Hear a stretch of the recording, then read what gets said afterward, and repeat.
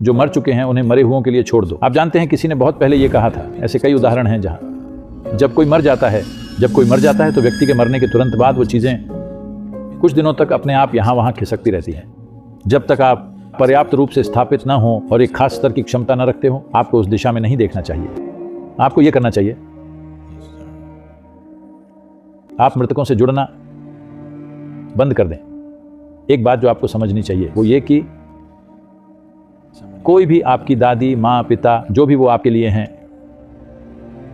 आपके लिए वो जो भी रहे हों, आपके लिए चाहे वो जितने भी प्रिय रहे हों, वो आपके कितने भी करीबी और अंतरंग रहे हों, जिस क्षण वो अपना शरीर त्याग देते हैं,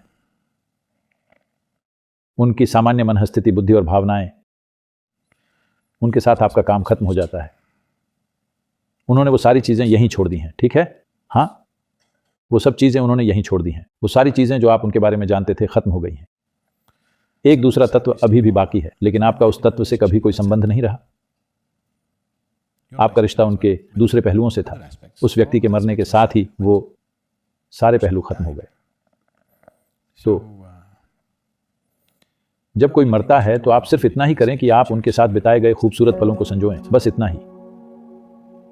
अगर कुछ सुंदर था तो आप उसे संजोएं, वरना चीजों को बस भूल जाएं। अपने अपराध बोध और अपनी समस्याओं को मृतकों के माध्यम से हल करने की कोशिश न करें। यह बहुत जटिल हो सकता है, यह बहुत जटिल बन सकता है। मृतकों को मृतकों के लिए छोड़ दो। जानते हैं ना, किसी ने बहुत पहले यह कहा था,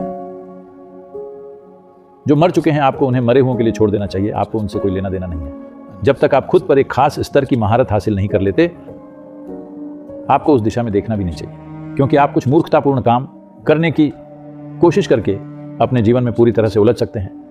ऐसी प्रवृत्तियां हो सकती हैं जो लोगों से कुछ खास काम करा सकती हैं, लेकिन उसका कोई मतलब नहीं है, कोई भी मतलब नहीं है। कोई ऐसा जिसके पास शरीर नहीं है, उसका खाने या कपड़े या किसी भी चीज से कोई लेना देना नहीं है, है ना? हाँ, अगर आपके पास शरीर है, सिर्फ तभी आपको भोजन और कपड़ों की ओर जाना चाहिए। एक बार आपने अपना शरीर खो दिया तो आपको भोजन और कपड़ों से क्या लेना देना है? ऐसा है कि जब इतनी सारी मिली जुली भावनाएं चल रही हों तो आपके भीतर और आपके बाहर बहुत सी चीजें घटित होंगी और उसमें उलझने की कोई जरूरत नहीं है। आप वो करें, बस जो आपका काम है, अपनी साधना करें। उस आदमी के साथ रहें जो अभी जीवित है, मृतकों के साथ रहने की कोशिश न करें। अपने दादाजी के साथ रहें जो अभी जीवित हैं, उनके लिए अपना सर्वश्रेष्ठ करें, क्योंकि वो भी मरेंगे। मैं उनकी मृत्यु की कामना नहीं कर रहा हूं, लेकिन वो भी मरेंगे, है ना? तो जब आप थोड़े समय के लिए उनके साथ हैं तो बस उनके लिए सबसे अच्छा करें। ये देखें कि उन कुछ पलों के लिए जब आप वहां हैं तो अपने और उनके जीवन को कैसे समृद्ध करें, बजाय इसके कि आप अपनी दादी के लिए हर तरह की काल्पनिक चीजें करें। आपकी दादी का काम पूरा हो चुका है, उन्हें आकर अपनी अलमारी में देखने की कोई जरूरत नहीं है। बात बस इतनी है। लोगों के जो कपड़े होते हैं उनमें कुछ खास तरह के तत्व बचे रहते हैं। देखिए, भारत में इन सभी बातों का ख्याल रखा जाता था। लोग इन बातों को सामान्य प्रक्रिया के रूप में समझते थे, आत्मज्ञानी नहीं, सामान्य लोग। ये संस्कृति में इतना समाया हुआ है कि अगर कोई व्यक्ति मरता है तो वो सारे कपड़े जो उसके शरीर के संपर्क में थे, उसके शरीर के साथ बहुत ज्यादा संपर्क में रहने वाले कपड़े, उन सभी को जला दिया जाता है। उन्हें कभी नहीं रखा जाता था। सिर्फ वही कपड़े जो उस व्यक्ति ने कभी कभार पहने थे, ऐसी चीजें सिर्फ रक्त संबंधी को दी जाती हैं, किसी दूसरे को नहीं। आपकी बेटी या पोती या बेटे या ऐसे किसी और को। और उन्हें भी पहले 1 साल आपको नहीं पहनना चाहिए, पहली बरसी तक। पुण्यतिथि आने तक आपको उन कपड़ों को नहीं पहनना चाहिए। ये चीजें इसलिए हैं क्योंकि जब हम यहां होते हैं, हम जिस भी चीज के संपर्क में होते हैं उसमें एक खास मात्रा में ये ऊर्जा होती है। अगर आप उसे एक तरह का मौका देते हैं तो ये कपड़े अजीब बर्ताव करने लगेंगे। आपकी दादी को आने की जरूरत नहीं है, ये कपड़े खुद ही अजीब बर्ताव करने लगेंगे। क्योंकि देखिए, स्टैटिक नाम की एक चीज होती है, आप उसका अनुभव कर चुके हैं। आप अपनी कार का दरवाजा छूते हैं, झटका लगता है। ऐसा क्यों हुआ? कार बिजली पैदा नहीं कर रही है ना? ऐसा क्यों हो रहा है? किसी चीज के साथ संपर्क होने पर यह थोड़ा चार्ज हो जाती है। इसी तरह जो कुछ भी आपके शरीर के साथ नजदीकी से संपर्क में है, उसमें उस गुण की एक खास मात्रा आ जाएगी। आप जानते हैं तंत्र मंत्र कैसे किया जाता है? अगर वो आपको नुकसान पहुंचाना चाहते हैं, पता है वो क्या करते हैं? पहली चीज जो वो करते हैं, वो आपका अंडरवियर ले जाएंगे या आपके बाल। हाँ, अगर उन्हें शरीर का कोई अंग मिल जाता है, आपके बाल या नाखून ले जाएंगे, वो बहुत अच्छा होगा, वो आपके शरीर के अंग हैं। अगर वो नहीं मिल पाता तो पहली चीज जो वो करेंगे, आपके शरीर के संपर्क में रहने वाला कोई कपड़ा, पहली चीज ये होगी कि आपका अंडरवियर गायब हो जाएगा। वाकई भारत में लोग बहुत सावधानी बरतते हैं। वो हमेशा पक्का करते हैं कि अंडरवियर कभी बाहर ना छोड़ा जाए। अगर अंडरवियर गायब हो जाता है तो वो बड़े पैमाने पर जांच पड़ताल करेंगे, कहां गया, क्योंकि वो नहीं चाहते कि कोई द्वेष रखने वाला व्यक्ति जिसकी आपसे थोड़ी दुश्मनी है वो उसे ले जाए, खासकर बिना धुले कपड़े। हमारे घरों में बहुत सावधानी से इसका ख्याल रखा जाता है। आजकल ये सब खत्म हो रहा है क्योंकि हम इसे अपने धोबी को दे देते हैं जो इन्हें कहीं भी बाहर ले जाता है, वरना पारंपरिक रूप से हमारे घरों में इसका बहुत ख्याल रखा जाता है। इन्हें एक बंद टोकरी में रखा जाता है, घर के अंदर का व्यक्ति ही इसे धो सकता है, कभी बाहर नहीं जाना चाहिए। क्योंकि अगर वो बाल या शरीर का कोई हिस्सा जैसे नाखून ले सकते हैं तब तो अलग ही बात है, लेकिन सिर्फ इस कपड़े से ही वो आपके साथ चीजें कर सकते हैं, क्योंकि इसमें भी आपकी चीजें एक खास मात्रा में होती है। तो जब कोई व्यक्ति मरता है तब भी यही होता है, और वो पहलू थोड़ा सा खुल सकता है। अगर एक खास तरह की ऊर्जा मौजूद है तो वह पहलू खुल सकता है। ऐसे उदाहरण हैं, मुझे नहीं पता कि मुझे इसमें जाना चाहिए या नहीं।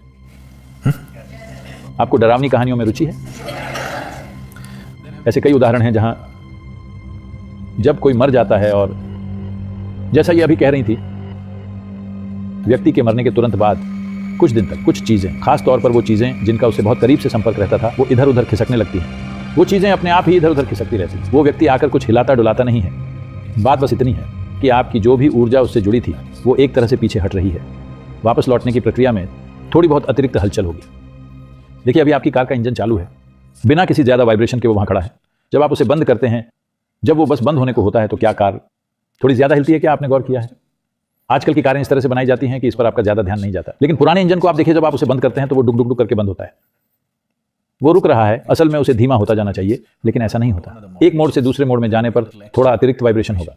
इसी तरह आपका इंजन बंद हो रहा है, अब हर जगह थोड़ी अतिरिक्त हलचल होगी। उस अतिरिक्त हलचल को भूतों के चलने के रूप में गलत समझा जाता है। नहीं, ये किसी भूत के चलने के बारे में नहीं है, ये बस ऊर्जा की एक खास वापसी है, लेकिन जिससे कुछ चीजें हो सकती हैं। जरूरी नहीं कि हर बार है।